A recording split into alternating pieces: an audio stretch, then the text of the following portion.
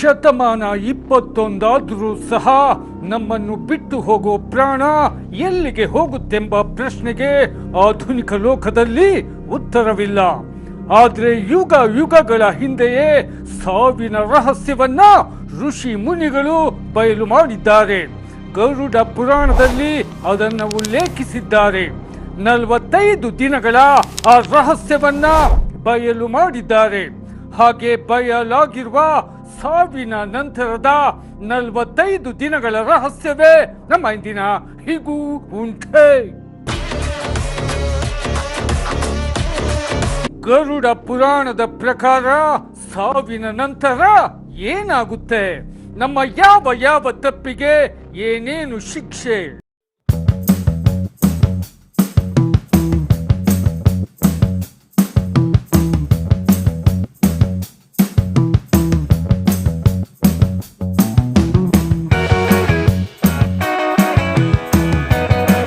Super hit ಹಾಡುಗಳನ್ನು ಸ್ಯಾಂಡಲ್ವುಡ್ಗೆ ನೀಡಿದಂತಹ, ತಮ್ಮ ಸಂಗೀತ ಜ್ಞಾನದಿಂದ ಕೇಳುಗರನ್ನ ರಂಜಿಸುತ್ತಿರುವಂತಹ ಕನ್ನಡ ಚಿತ್ರರಂಗದ ಜನಪ್ರಿಯ ಸಂಗೀತ ನಿರ್ದೇಶಕ ಅರ್ಜುನ್ ಜನ್ಯ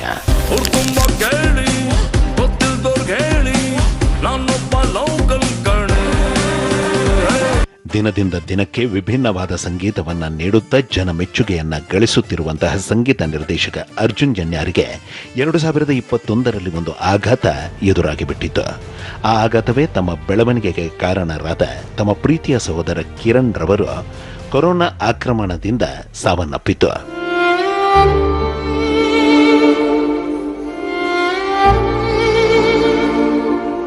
ಸಹೋದರ ಕಿರಣ್ ರವರ ಸಾವು ಅರ್ಜುನ್ ಜನ್ಯಾರನ್ನ ಬಹಳಷ್ಟು ಬಾಧಿಸಲು ನಿಂತಿತು. ನನ್ನ ಉಸಿರು ಇರುವವರೆಗೆ ನೀನೇ ನನ್ನ ಉಸಿರೆಂದು ಹೇಳಲು ನಿಂತರು. ಸಾವಿಗೆ ಸಂಬಂಧಿಸಿದ ನಾನಾ ಪ್ರಶ್ನೆಗಳು ಅರ್ಜುನ್ ಜನ್ಯಾರನ್ನ ಕಾಡಲು ನಿಂತಾಗ ಸಾವಿನ ರಹಸ್ಯವು ಬಯಲಾಯಿತು. ಅಂತಹ ಸಾವಿನ ರಹಸ್ಯವು ಬಯಲಾಗಿದ್ದು ಹೇಗೆಂಬ ಪ್ರಶ್ನೆಗಳಿಗೆ ಉತ್ತರ ಗರುಡ ಪುರಾಣ.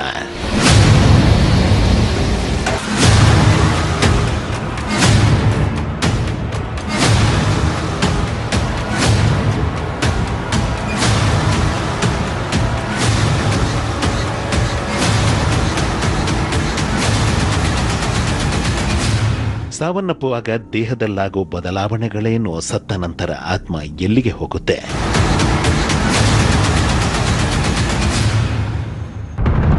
ನಲವತ್ತೈದು ದಿನಗಳ ಕಾಲ ಆ ಆತ್ಮವು ಅನುಭವಿಸುವ ಯಾತನೆಗಳಾದ್ರೂ ಏನು?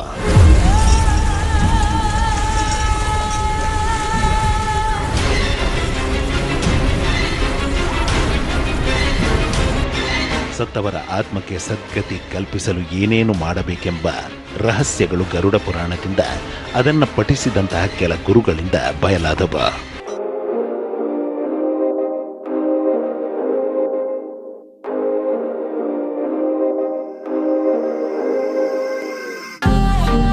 ಗರುಡ ಪುರಾಣದಿಂದ, ಅದರಲ್ಲಿ ಪರಿಣಿತಿ ಹೊಂದಿರುವ ಗುರುಗಳಿಂದ ಬಯಲಾದ ನಿಯಮಗಳಂತೆ ಸಹೋದರನ ಆತ್ಮಕ್ಕೆ ಸದ್ಗತಿ ಕಲ್ಪಿಸುವಂತಹ ಕೆಲವೊಂದು ಕಾರ್ಯಗಳನ್ನು ಮಾಡಿದ್ರು ಅರ್ಜುನ್ ಜನ್ಯ.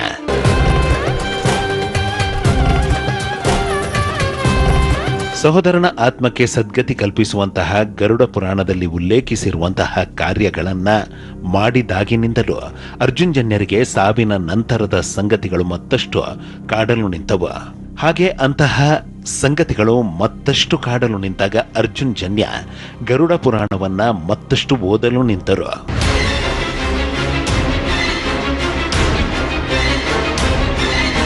ಸತ್ತಾಗ ಆತ್ಮವು ಅನುಭವಿಸುವಂತಹ ರಣಭೀಕರ ಶಿಕ್ಷೆಗಳಿಂದ ಹೇಗೆ ಪಾರಾಗಬೇಕು, ಅದಕ್ಕಾಗಿ ಜೀವ ಇದ್ದಾಗ ಏನು ಮಾಡಬೇಕು, 45 ದಿನಗಳ ಆತ್ಮದ ಪಯಣ ಹೇಗೆ, ಆ ನಂತರ ಏನೆಂಬ ಸಂಗತಿಗಳನ್ನ ಗರುಡ ಪುರಾಣದಿಂದ ತಿಳಿಯಲು ಸಂಗೀತ ನಿರ್ದೇಶಕ ಅರ್ಜುನ್ ಜನ್ಯಾರ ತಲೆಯಲ್ಲಿ ಒಂದು ಯೋಚನೆ ಹುಟ್ಟಿಕೊಂಡಿತು.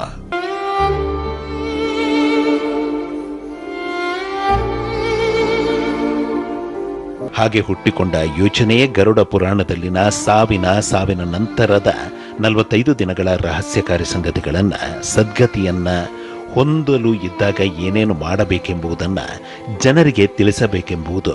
ಹಾಗೆ ಅರ್ಜುನ್ ಜನ್ಯಾರಲ್ಲಿ ಹುಟ್ಟಿಕೊಂಡ ಯೋಚನೆಯೇ ಇದೀಗ ಚಲನಚಿತ್ರವಾಗಿ ಮೂಡಿ ಬಂದಿರುವ 45. ಅಲ್ಲಿ ಗೋರಿ ನೋಡ್ತಿದ್ಯಲ್ಲ, ಗೋರಿ ಮುದ್ಯ ಹುಟ್ಟಿದ ದಿನಾಂಕ ಸಾಯೋ ದಿನಾಂಕ ಬರೆದಿರೋದು.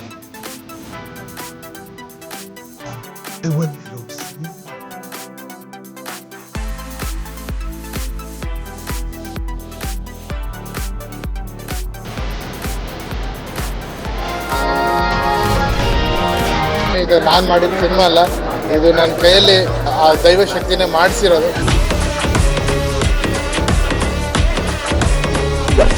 ಗರುಡ ಪುರಾಣದ ಏನು ಈ ಫಿಲ್ಮಲ್ಲಿ ಹೇಳಿದ್ದೀವಿ ಅದು ಖಂಡಿತ ಅದು ಪ್ರತಿಯೊಬ್ಬರೂ ತಿಳ್ಕೊಳ್ಳೋಂಥ ವಿಷಯ. ಹಾಗಂದ್ರೆ ಈ ಜನ್ರೇಷನಲ್ಲಿ ಸುಮಾರು ಜನ ಆ ಶಾಸ್ತ್ರಗಳೆಲ್ಲ ಮರ್ತೋಗಿದ್ದಾರೆ. ನಾನು ಕೂಡ ಮರ್ತೋಗಿದ್ದೆ. ನಾನು ನಮ್ಮ ಅಣ್ಣನ ಕಳ್ಕೊಂಡಾಗ ನಾನು ಈ ಶಾಸ್ತ್ರಗಳೆಲ್ಲ ನನ್ನ ಕೈಯಾರೆ ಮಾಡಿದ್ದು. ಸೊ ಆ ಶಾಸ್ತ್ರಗಳು ಎಷ್ಟು ಇಂಪಾರ್ಟೆಂಟು ಒಂದು ಆತ್ಮ ಟ್ರಾವೆಲಿಂಗಿಗೆ ಅನ್ನೋದು ನನಗೆ ನಮ್ಮ ಗುರುಗಳು ಹೇಳಿದ್ರು. ನಾನು ಅದನ್ನು ನನ್ನ ತಲೆಯಲ್ಲಿದ್ದಾಗ ಯಾಕಿದು ಯಾವತ್ತು ನಮ್ಮ ಜನತೆಗೆ ಎಲ್ಲ ಕಡೆ ರೀಚ್ ಆಗಿಲ್ಲ, ನನಗೆ ಗೊತ್ತಿರಲಿಲ್ಲ. ಯಾಕೆ ಇದನ್ನು ಸಿನಿಮಾ ಮೂಲಕ ಹೇಳಿದ್ರೆ ಇನ್ನೂ ಹೆಚ್ಚೆಚ್ಚಾಗಿ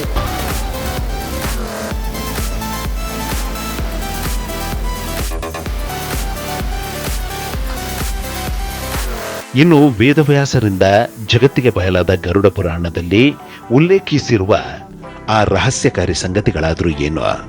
ಗರುಡ ಪುರಾಣ ಹುಟ್ಟಿಕೊಂಡಿದ್ದು ಹೇಗೆಂಬ ಪ್ರಶ್ನೆಗಳಿಗೆ ಆಧ್ಯಾತ್ಮ ಲೋಕದಿಂದ ಸಿಗುವಂತಹ ಉತ್ತರವು ಬಹಳಷ್ಟು ಕುತೂಹಲಕಾರಿಯಾಗಿದೆ, ಬಹಳಷ್ಟು ಭಯಾನಕವಾಗಿದೆ.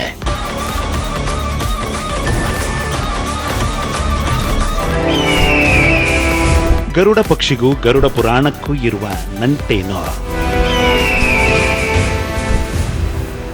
ಗರುಡ ಪಕ್ಷಿಗೂ ಗರುಡ ಪುರಾಣಕ್ಕೂ ಇರುವ ನಂಟೇನು ಎಂಬ ಪ್ರಶ್ನೆಯು ಸಾಮಾನ್ಯವಾಗಿ ಉದ್ಭವವಾಗುತ್ತೆ.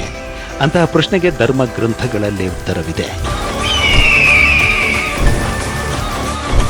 ಕಶ್ಯಪ ಮತ್ತು ವಿನತೆಯ ಮಗನಾದ ಅಂಡಂದಿಂದ ಹೊರಬಂದ ಗರುಡ ದೇವ ಮಹಾಶಕ್ತಿಯ ಸಂಕೇತ. ಸ್ವರ್ಗದಿಂದ ಭೂಲೋಕಕ್ಕೆ ಅಮರತ್ವದ ಅಮೃತ ತಂದ ಮಹಾವೈದ್ಯ.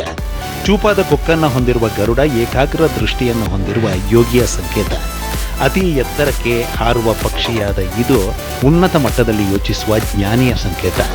ಈ ಶಕ್ತಿ ಸಾಮರ್ಥ್ಯಗಳನ್ನು ಮನಗಂಡ ವಿಷ್ಣು ಭಗವಾನರು ಗರುಡನನ್ನ ತನ್ನ ವಾಹನವನ್ನಾಗಿ ಮಾಡಿಕೊಂಡರು.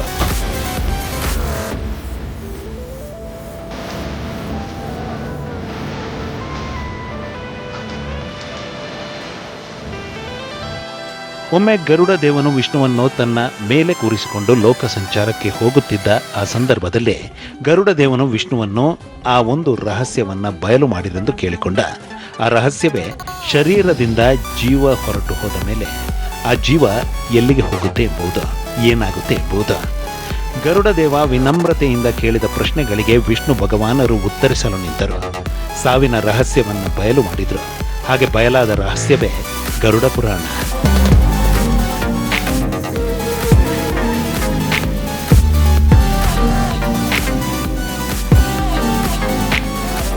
ಗರುಡ ಪುರಾಣದ ಪ್ರಕಾರ ಸಾಯುವಾಗ ಮೊದಲು ಧ್ವನಿ ಹೋಗುತ್ತೆ, ಉಸಿರಾಟ ನಿಂತು ಹೋಗುತ್ತೆ. ನಂತರ ಆತ್ಮವನ್ನ ಕರೆದುಕೊಂಡು ಹೋಗಲು ಇಬ್ಬರು ಯಮದೂತರು ಬರ್ತಾರೆ.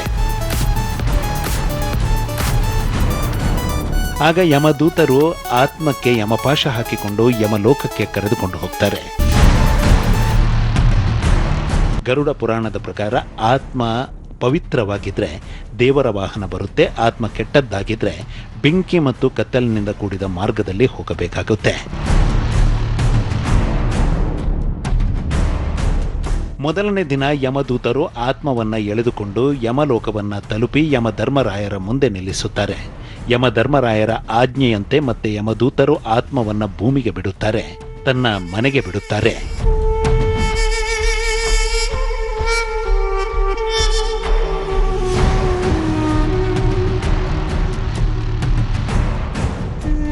ಮನೆಗೆ ಬರುವ ಆತ್ಮವು ಮತ್ತೆ ತನ್ನ ದೇಹವನ್ನ ಸೇರಲು ಪ್ರಯತ್ನಿಸುತ್ತದೆ, ಮನೆಯವರನ್ನ ಮಾತನಾಡಲು ಪ್ರಯತ್ನಿಸುತ್ತದೆ. ತನ್ನ ಅಂತ್ಯಕ್ರಿಯೆಯನ್ನ ತಾನೇ ನೋಡಿ, ತನ್ನವರನ್ನ ನೋಡಿ ಬಹಳಷ್ಟು ರೋಧಿಸುತ್ತೆ ಆತ್ಮ.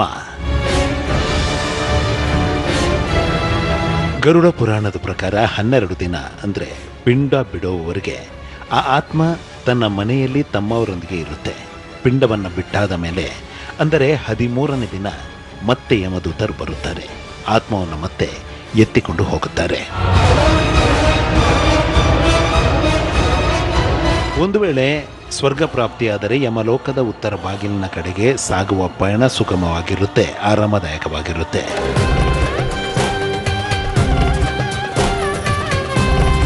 ಇನ್ನು ಇದ್ದಾಗ ಕೆಡುಕನ್ನು ಮಾಡಿ ಪಾಪ ಕಾರ್ಯಗಳನ್ನು ಮಾಡಿ ನರಕ ಪ್ರಾಪ್ತಿಯಾದರೆ ಯಮಲೋಕದ ದಕ್ಷಿಣ ಬಾಗಿಲಿನ ಕಡೆಗೆ ಸಾಗುವ ಪಯಣವು ಭಯಾನಕವಾಗಿರುತ್ತೆ, ಕಠೋರವಾಗಿರುತ್ತೆ. ಕೆಲವರ ಪ್ರಕಾರ ಇದು ಯಮಲೋಕಕ್ಕೆ ಹೋಗುವ ಒಟ್ಟು 47 ದಿನಗಳ ಪಯಣ. ಕೆಲವರ ಪ್ರಕಾರ ಇದು 45 ದಿನಗಳ ಪಯಣ.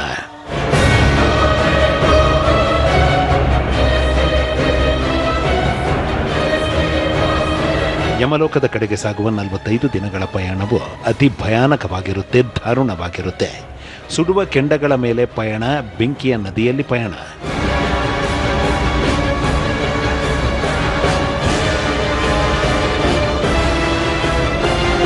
ಈ ದಾರಿಯಲ್ಲಿ ಯಮಕಿಂಕಿರರು ಮುಳ್ಳಿನ ಚಾಟಿಯಿಂದ ಹೊಡೆದು ಓಡಿಸುತ್ತಿರುತ್ತಾರೆ.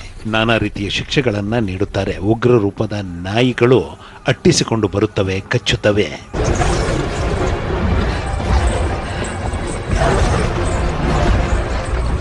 ಪಾಪಾತ್ಮಗಳು ವೈತರಣಿ ನದಿ ದಾಟಿಕೊಂಡು ಹೋಗಬೇಕು.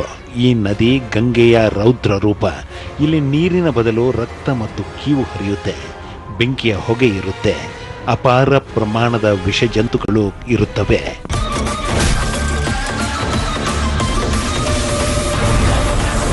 ಗರುಡ ಪುರಾಣದಲ್ಲಿ ಉಲ್ಲೇಖಿಸಿರುವ ಪ್ರಕಾರ ವ್ಯಕ್ತಿಯು ಸಾವನ್ನಪ್ಪಿದಾಗ ಗೋದಾನವನ್ನು ಮಾಡಬೇಕು. ಹಾಗೆ ಮಾಡಿದಲ್ಲಿ ಕೀವು ಮಿಶ್ರಿತ ರಕ್ತದ ನದಿಯಾದ ವೈತರಣಿ ನದಿಯನ್ನ ಗೋವೊಂದು ದಾಟಿಸುತ್ತೆ ಅನ್ನುವುದು.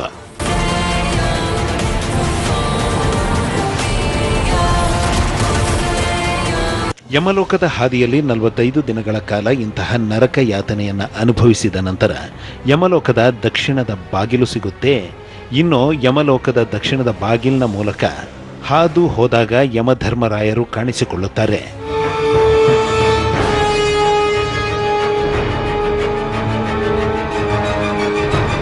ಯಮಕಿಂಕಿರರು ಆತ್ಮವನ್ನ ಯಮಧರ್ಮರಾಯರ ಮುಂದೆ ನಿಲ್ಲಿಸಿದಾಗ ಚಿತ್ರಗುಪ್ತನಿಂದ ಪಾಪ ಪುಣ್ಯಗಳ ಲೆಕ್ಕಾಚಾರವಾಗುತ್ತೆ. ಚಿತ್ರಗುಪ್ತನು ನೀಡುವ ದಾಖಲೆಗೆ ಅನುಸಾರವಾಗಿ ಯಮಧರ್ಮರಾಯರು ಶಿಕ್ಷೆಯನ್ನು ವಿಧಿಸುತ್ತಾರೆ. ಇಲ್ಲಿ ಪ್ರತಿಯೊಂದು ಪಾಪದ ಶಿಕ್ಷೆಗೂ ಸಹ ಒಂದೊಂದು ನರಕವಿದೆ.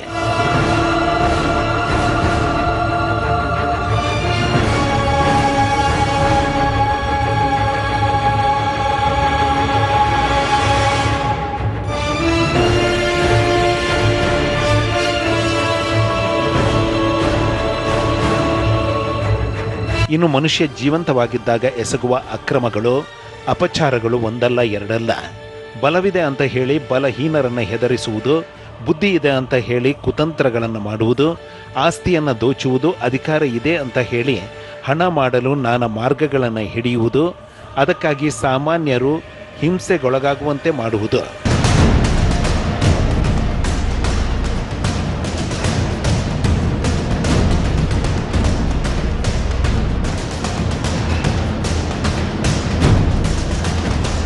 ಇಲ್ಲಿ ನಾವು ಮಾಡುವ ಯಾವ ತಪ್ಪಿಗೆ ಯಮಲೋಕದಲ್ಲಿ ಏನೇನು ಶಿಕ್ಷೆ ಅಂತ ಗರುಡ ಪುರಾಣದಲ್ಲಿ ಹೇಳಿಬಿಡಲಾಗಿದೆ.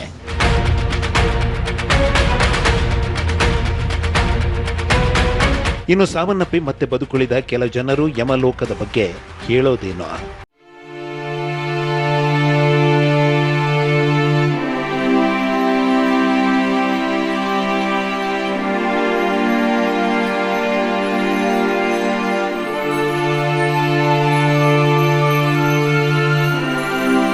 ಸಾವನ್ನಪ್ಪಿ ಮತ್ತೆ ಬದುಕುಳಿದ ಆ ವ್ಯಕ್ತಿ ಯಮಲೋಕದ ಬಗ್ಗೆ ಹೇಳೋದೇನು? ನಾವು ಮಾಡುವ ಯಾವ ತಪ್ಪಿಗೆ ಯಮಲೋಕದಲ್ಲಿ ಏನೇನು ಶಿಕ್ಷೆ?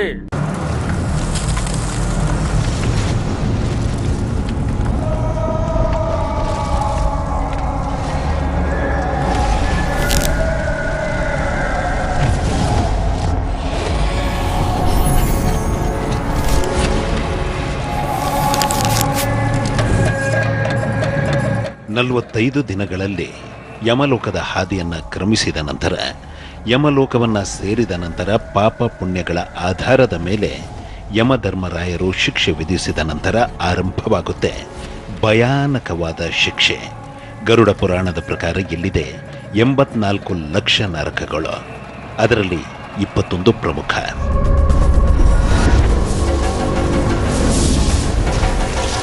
ಯಮಲೋಕದಲ್ಲಿನ ಪ್ರಮುಖ ನರಕಗಳಲ್ಲಿ ತಾಮಿಸ್ರ ನರಕವೂ ಒಂದು.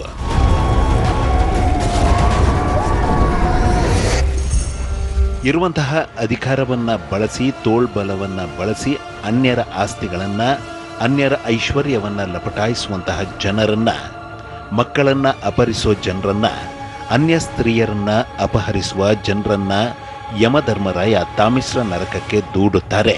ತಾಮಿಸ್ರ ನರಕಕ್ಕೆ ದೂಡಲಾಗುವ ಜನರನ್ನ ಕತ್ತಲೆಯ ಕೋಣೆಯಲ್ಲಿ ಹಾಕಿ ಕಟ್ಟಿಗೆಯಿಂದ ಹೊಡೆಯಲಾಗುತ್ತೆ. ಪ್ರಾಣಿಗಳಿಂದ ಆಕ್ರಮಣ ಮಾಡಿಸಲಾಗುತ್ತೆ.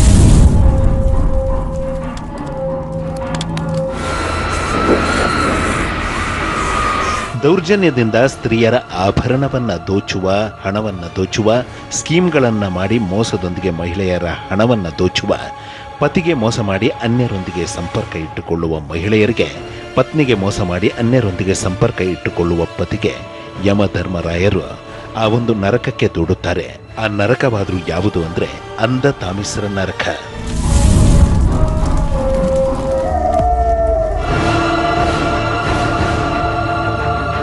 ಅಂಧ ತಾಮಿಸ್ರದಲ್ಲಿ ವಿಧಿಸಲಾಗುವ ಶಿಕ್ಷೆಗಳಾದ್ರೂ ಏನು ಅಂದ್ರೆ, ಅಂಧ ತಾಮಿಸ್ರ ನರಕದಲ್ಲಿ ಕಣ್ಣುಗಳನ್ನ ದಬ್ಬಳದಿಂದ ಚುಚ್ಚಲಾಗುತ್ತೆ, ಹಗ್ಗದಿಂದ ಕಟ್ಟಿ ಹಾಕಿ ಥಳಿಸಲಾಗುತ್ತೆ. ಈ ನರಕದಲ್ಲಿ ಕತ್ತರಿಸಿದ ಗಿಡದಂತೆ ಮನುಷ್ಯರ ಸೂಕ್ಷ್ಮ ಶರೀರಗಳು ಕೆಳಗೆ ಉರುಳುತ್ತವೆ.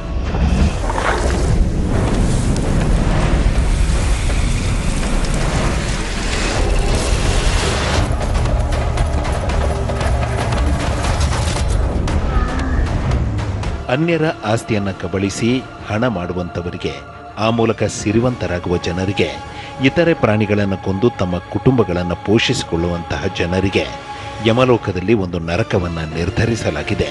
ಹಾಗೆ ನಿರ್ಧರಿಸಿರುವ ನರಕವೇ ರೌರವ ನರಕ.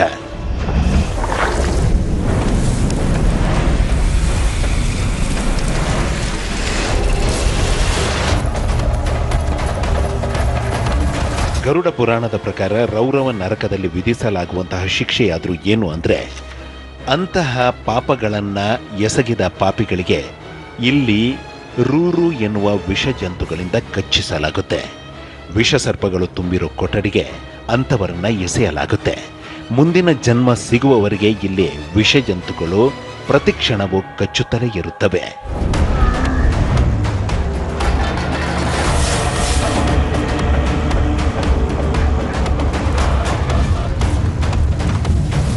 ಪ್ರಾಣಿ ಪಕ್ಷಿಗಳನ್ನು ಹಿಡಿದು ಅವನ್ನ ಕೊಂದು ತಿಂದು ತೇಗುವ ಜನರಿಗೆ ಯಮಲೋಕದಲ್ಲಿ ಒಂದು ನರಕವನ್ನ ಸೂಚಿಸಲಾಗಿದೆ.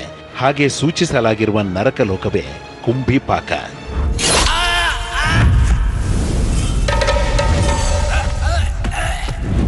ಕುಂಭಿಪಾಕ ನರಕದಲ್ಲಿ ಒಂದು ವಿಚಿತ್ರವಾದ ಶಿಕ್ಷೆ ಇದೆ.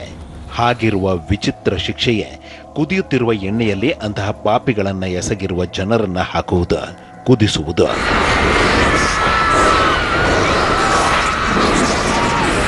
ಗರುಡ ಪುರಾಣದಲ್ಲಿ ಉಲ್ಲೇಖಿಸಿರುವ ಪ್ರಕಾರ ತಂದೆ ತಾಯಿಗೆ ನೋವನ್ನ ನೀಡುವಂತವರಿಗೆ ಯಮಲೋಕದಲ್ಲಿ ಕಾಲಸೂತ್ರ ನರಕವನ್ನು ವಿಧಿಸಲಾಗುತ್ತೆ. ಕಾಲಸೂತ್ರ ನರಕವೆಂದರೆ ಸುಡುತ್ತಿರುವ ಬಿಸಿಲಿನಲ್ಲಿ ಕಾದಿರುವ ತಾಮ್ರದ ಮೇಲೆ ಬರಿಗಾಲಿನಲ್ಲಿ ನಿಲ್ಲಿಸಿ ಚಿತ್ರಹಿಂಸೆಯನ್ನ ನೀಡಲಾಗುತ್ತೆ. ಆ ಶಾಖವನ್ನ ತಾಳಲಾರದೆ ಪಾಪಿಯು ಕುಸಿದು ಬೀಳುತ್ತಾನೆ. ಹಾವುಗಳಂತಹ ಜಂತುಗಳನ್ನು ಹಿಡಿಯುವವರು ಹಾಗೂ ಅವುಗಳನ್ನು ಹಿಂಸೆ ಮಾಡುವವರಿಗೆ ಅಂಧಕೂಪ ನರಕಕ್ಕೆ ತಳ್ಳಲಾಗುತ್ತೆ. ಆ ನರಕದಲ್ಲಿ ಬಿದ್ದ ಪಾಪಿಗೆ ಹಾವು ಹಾಗೂ ಚೇಳುಗಳಿಂದ ಕಚ್ಚಿಸಲಾಗುತ್ತೆ. ಅನ್ಯರ ಊಟವನ್ನ, ಆಹಾರವನ್ನ ಕಸಿದುಕೊಂಡವನಿಗೆ ಕ್ರಿಮಿ ಭೋಜನ ನರಕಕ್ಕೆ ತಳ್ಳಲಾಗುತ್ತೆ. ಕ್ರಿಮಿಗಳೇ ತುಂಬಿದ ಹೊಂಡದಲ್ಲಿ ಪಾಪಿಯನ್ನ ನೂಕಲಾಗುತ್ತೆ. ಆ ಕ್ರಿಮಿ ಕೀಟಗಳು ಪಾಪ ಮಾಡಿದವನನ್ನ ಕಿತ್ತು ತಿನ್ನುತ್ತವೆ.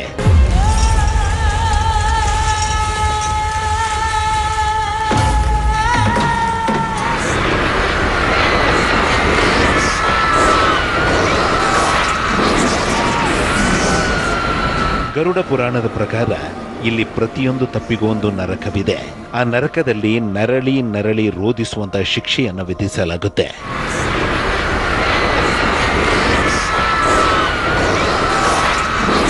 ಇನ್ನು ಯಮಲೋಕವು ಇದೆಯೇ ಅನ್ನೋ ನಾನಾ ಪ್ರಶ್ನೆಗಳಿಗೆ ಸಾವನ್ನಪ್ಪಿ ಮತ್ತೆ ಆಶ್ಚರ್ಯಕಾರಿ ರೀತಿಯಲ್ಲಿ ಬದುಕುಳಿದ ವ್ಯಕ್ತಿಗಳು ಉತ್ತರವನ್ನ ನೀಡುತ್ತಿದ್ದಾರೆ. ಅಂತಹದೊಂದು ಜೀವಂತ ಸಾಕ್ಷಿಯು ಕರ್ನಾಟಕದಲ್ಲೂ ಸಿಗುತ್ತೆ.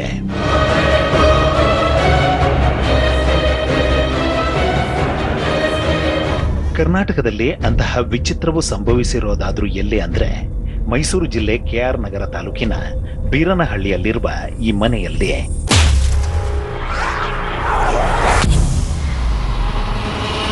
ಈ ಮನೆಯಲ್ಲಿ ಎದುರಾದಂತಹ ಚಕಿತವಾದ್ರೂ ಏನು ಅಂದ್ರೆ ಈ ಮನೆಯ ಗಂಗಾಧರ್ ಸಾವನ್ನಪ್ಪಿದ್ದು 6 ಗಂಟೆಗಳ ನಂತರ ಆತನ ದೇಹ ಅಲುಗಾಡಲು ಆರಂಭಿಸಿತ್ತು. ಆತ ಎದ್ದು ಕೂತದ್ದು.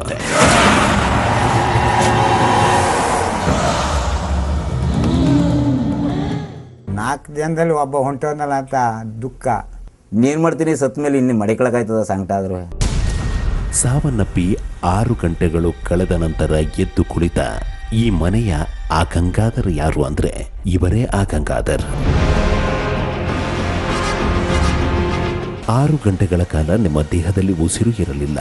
ಆಗ ನಿಮ್ಮ ಉಸಿರು ಎಲ್ಲಿಗೆ ಹೋಗಿತ್ತೆಂಬ ನಮ್ಮ ಪ್ರಶ್ನೆಗಳಿಗೆ ಗಂಗಾಧರ್ರಿಂದ ಬಂದ ಉತ್ತರ, ಆಗ ನನ್ನ ಜೀವ ಆಕಾಶದಲ್ಲಿ ಪಕ್ಷಿಯಂತೆ ತೇಲುತ್ತಿತ್ತೆಂಬುದು.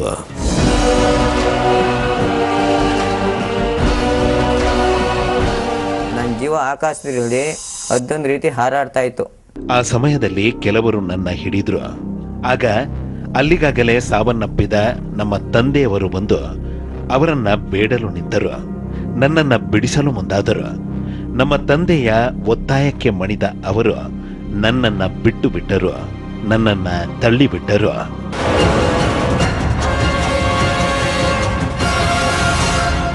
ಅವಾಗ ಏನು ಮಾಡ್ದೋ ತೆಗೆದಿದ್ದೆ ಹಿಂದಕ್ಕೆ ಬಿಸಾಕೊಟ್ರು ನನ್ನ. ಹಾಗೆ ಅವರು ನನ್ನನ್ನ ತಳ್ಳಿದ ನಂತರ ಮತ್ತೊಂದು ವಿಚಿತ್ರ ಎದುರಾಯಿತು. ಹಾಗೆ ಎದುರಾದ ವಿಚಿತ್ರವೇ ಯಮಲೋಕವು ಕಾಣಿಸಿಕೊಂಡಿದ್ದು. ಯಮರಾಯರು ಹಾಗೂ ಯಮದೂತರು ಕಾಣಿಸಿಕೊಂಡಿದ್ದು.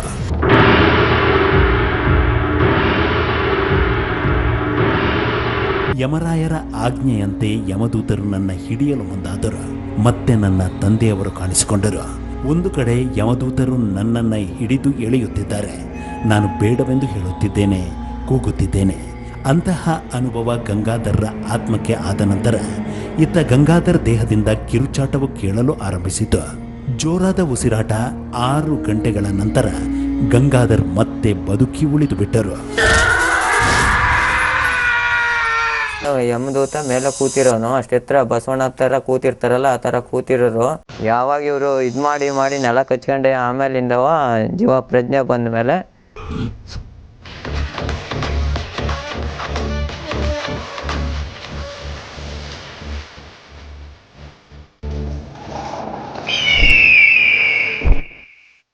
ಗರುಡ ಪುರಾಣದಲ್ಲಿ ಸಾವಿನ ಬಗ್ಗೆ, ಯಮಲೋಕದಲ್ಲಿನ ಶಿಕ್ಷೆಯ ಬಗ್ಗೆ, ಸತ್ತ ವ್ಯಕ್ತಿ ಯಮಲೋಕಕ್ಕೆ ಪಯಣಿಸುವ ಆ 45 ದಿನಗಳ ಬಗ್ಗೆ, ಆತ್ಮಗಳಿಗೆ ಸದ್ಗತಿ ನೀಡುವಂತಹ ವಿಧಿವಿಧಾನಗಳ ಬಗ್ಗೆ, ಬದುಕಿದ್ದಾಗ ಏನೆಲ್ಲ ತಪ್ಪುಗಳನ್ನ ಮಾಡಬಾರದೆಂಬುದರ ಬಗ್ಗೆ ವಿವರಣೆ ನೀಡಲಾಗಿದೆ.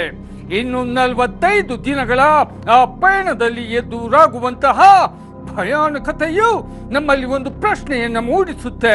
ಆ ಪ್ರಶ್ನೆಯೇ ಹೀಗೂ ಉಂಟೆ.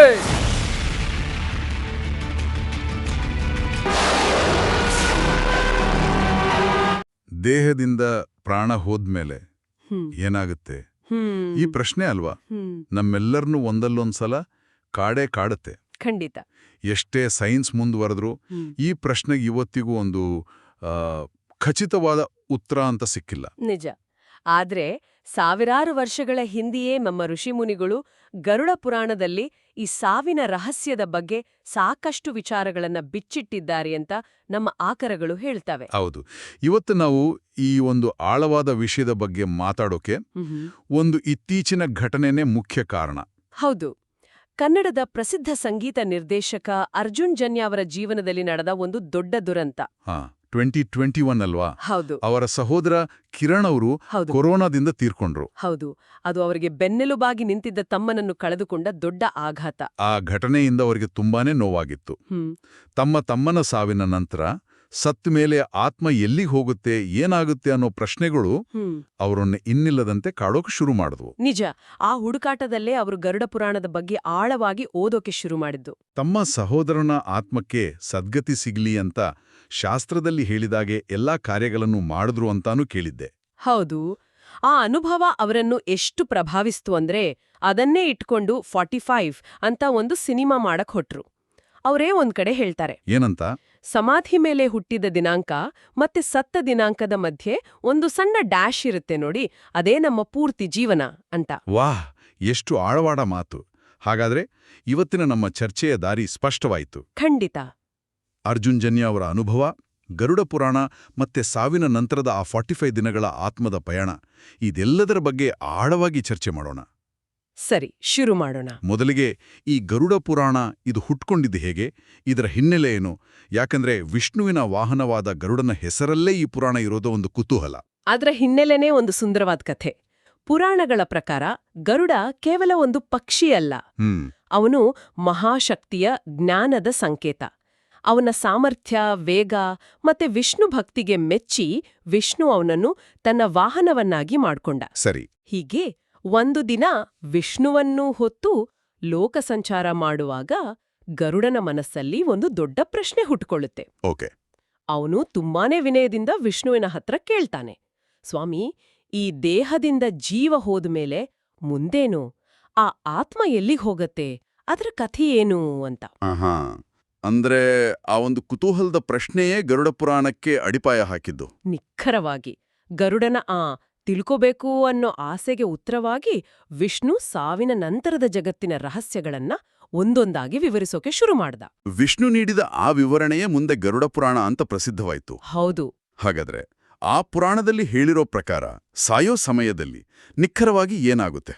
ಆತ್ಮದ ಪಯಣ ಶುರುವಾಗೋದೇ ಅಲ್ಲಿಂದ ತಾನೆ? ಹೌದು.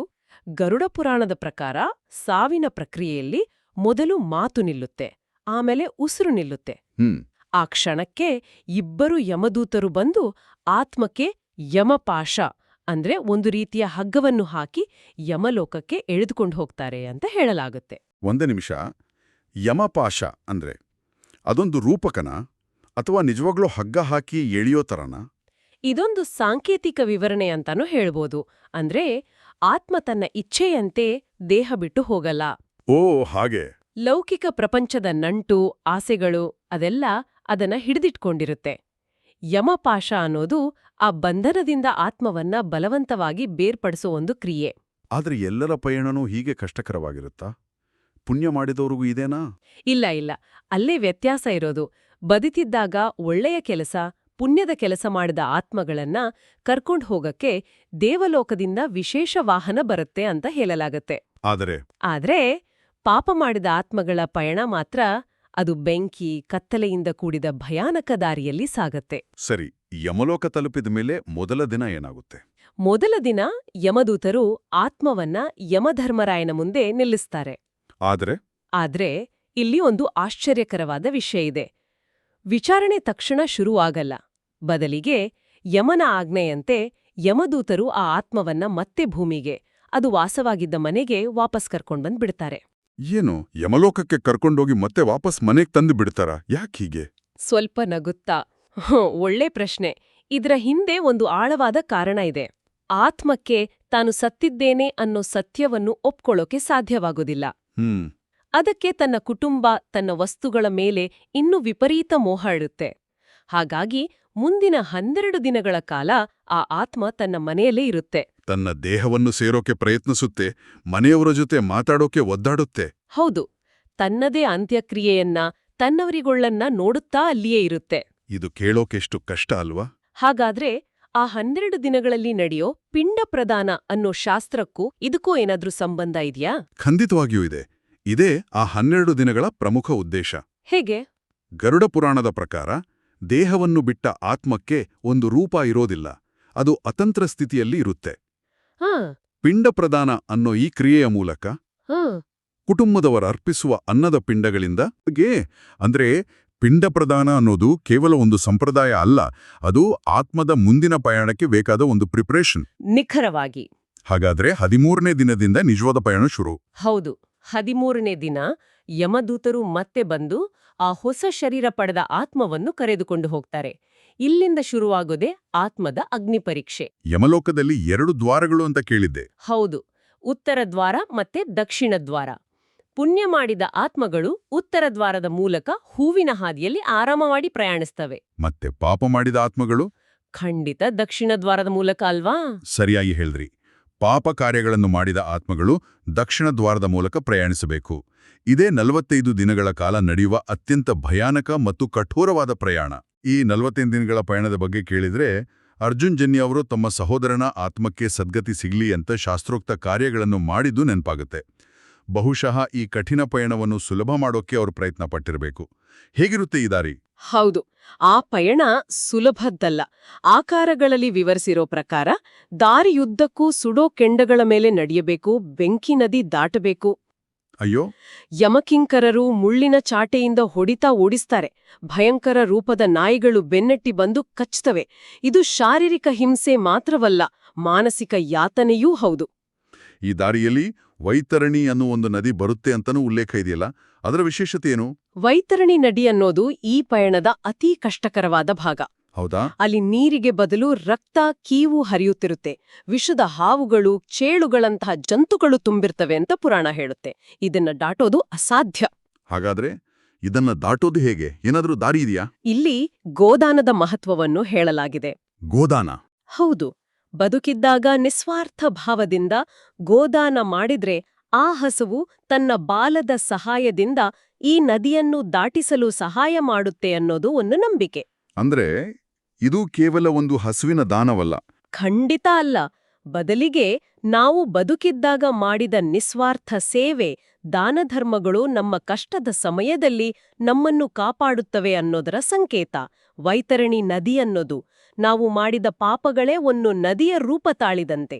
ಇದು ಕೇಳಿದ್ರೆ ಪುರಾಣದಲ್ಲಿರೋ ಪ್ರತಿಯೊಂದು ಶಿಕ್ಷೆ, ಪ್ರತಿಯೊಂದು ಕಷ್ಟದ ಹಿಂದೆ ಒಂದು ಸಾಂಕೇತಿಕ ಅರ್ಥ ಅಡಗಿದೆ ಅಂತ ಅನ್ಸುತ್ತೆ. ಇದು ಕೇವಲ ಭಯ ಹುಟ್ಟಿಸೋಕೆ ಹೇಳಿದ್ದಲ್ಲ ಅಲ್ವಾ? ಖಂಡಿತ, ಇದರ ಉದ್ದೇಶವೇ ಅದು. ಸರಿ, ಈ 45 ದಿನಗಳ ಘೋರ ಪಯಣದ ನಂತರ ಆತ್ಮ ಯಮಲೋಕದ ದಕ್ಷಿಣದ ಬಾಗಿಲನ್ನು ತಲುಪುತ್ತೆ. ಅಲ್ಲಿ ಯಮಧರ್ಮರಾಯನ ಮುಂದೆ ವಿಚಾರಣೆ ನಡೆಯುತ್ತೆ. ಚಿತ್ರಗುಪ್ತನು ಆ ಆತ್ಮದ ಪಾಪ ಪುಣ್ಯಗಳ ಲೆಕ್ಕವನ್ನು ಓದಿ ಹೇಳ್ತಾನೆ. ಅದರ ಆಧಾರದ ಮೇಲೆ ಶಿಕ್ಷೆ ನಿಗದಿಯಾಗುತ್ತೆ. ಗರುಡ ಪುರಾಣದಲ್ಲಿ 84 ಲಕ್ಷ ನರಕಗಳ ಬಗ್ಗೆ ಉಲ್ಲೇಖ ಇದೆ ಅಂತ ಓದಿದ್ದೆ. ಅದರಲ್ಲಿ 21 ಮುಖ್ಯವಾದವು ಅಂತ. ಈ ಶಿಕ್ಷೆಗಳು ಮಾಡಿದ ತಪ್ಪಿಗೆ ತಕ್ಕಂತೆ ಇರುತ್ತವಾ? ಅದ್ಭುತ ಪ್ರಶ್ನೆ. ಇಲ್ಲಿ ಶಿಕ್ಷೆಗಳು ರ್ಯಾಂಡಮ್ ಆಗಿರೋದಿಲ್ಲ.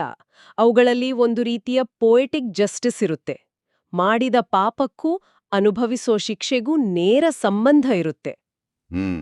ಇದರಿಂದ ಆತ್ಮಕ್ಕೆ ತಾನ್ ಮಾಡಿದ ತಪ್ಪಿನ ಅರಿವಾಗ್ಬೇಕು ಅನ್ನೋದು ಉದ್ದೇಶ.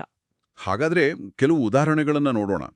ಈಗ ಸಮಾಜದಲ್ಲಿ ನಂಬಿಕೆ ದ್ರೋಹ, ಮೋಸದಂತಹ ತಪ್ಪುಗಳು ಜಾಸ್ತಿ. ಇಂತಹ ತಪ್ಪುಗಳಿಗೆ ಯಾವ ರೀತಿ ಶಿಕ್ಷೆ ಇದೆ? ಹೌದು, ನಂಬಿಕೆಗೆ ದ್ರೋಹ ಬಗೆಯೋದು ಅಂದ್ರೆ ಗಂಡ ಹೆಂಡ್ತಿಗೆ ಮೋಸ ಮಾಡೋದು, ಅಥವಾ ಸುಳ್ಳು ಹೇಳಿ ಮೋಸದಿಂದ ಬೇರೆಯವರ ಹಣ ದೋಚೋದು.